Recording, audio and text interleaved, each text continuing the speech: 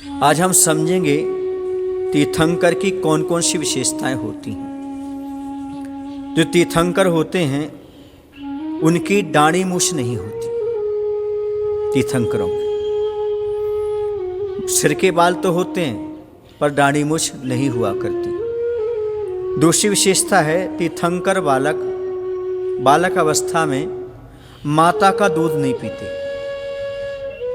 फिर कैसे क्या होता है तो सौधर्मिंद्र जन्माभिषेक के बाद उनके दाहिने हाथ के अंगूठे में अमृत भर देता है, जिसे चूस चूस करके वो बड़े हुआ करते हैं। और जीवन भर जब तक दीक्षा नहीं होती, दीक्षा के पूर्व तक देवों के द्वारा लाया गया भोजन ग्रहण करते हैं और उन्हीं के द्वारा लाया गया वस्त्राभूषण भी पहनते हैं।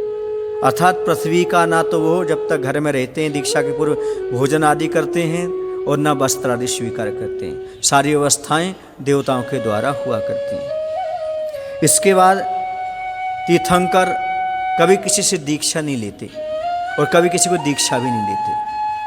स्वयं दीक्षित होते हैं।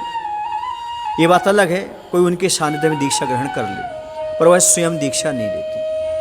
तीर्थंकर स्वयं दीक्षित होते हैं, किसी को दीक्षा भी नहीं देते। तीर्थंकर को बालक अवस्था में, गृहस्थ अवस्था में एवं मुनि अवस्था में भी मंदिर जाना नहीं होता।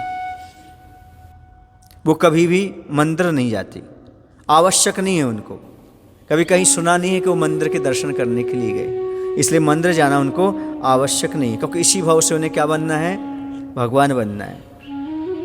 उनका अन्य मुनि से गृहस्थ अवस्था में साक्षात्कार भी नहीं होता। आमना सामना कभी किसी मुनि से नहीं होता तीर्थंकर, जबकि उस काल में मुनिराज विचरण करते हैं, लेकिन तीर्थंकर कभी उनसे आमना सामना नहीं होता।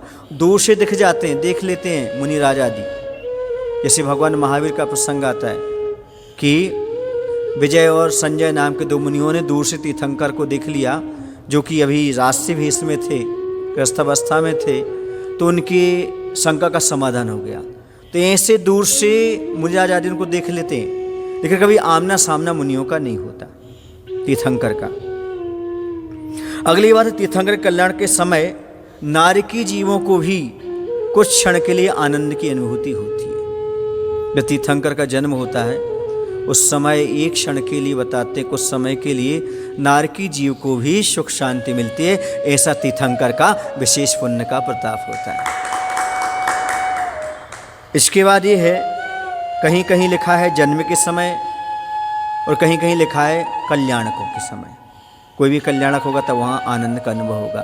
कहीं लिखा उनके जन्म के समय क्या होता है, शांति का अनुभव मिलता है, आनंद की अनुभूति नारकियों की भी होती है। तीर्थंकर मात्र सिद्ध परमेश्वर को नमस्कार करते हैं। वो मात्र बोलते हैं तो नमः सिद्धेभ्यः इतना ही कहते हैं, ओम नहीं लगाते, क्योंकि ओम में 5 परमेष्टि आ जाएंगे।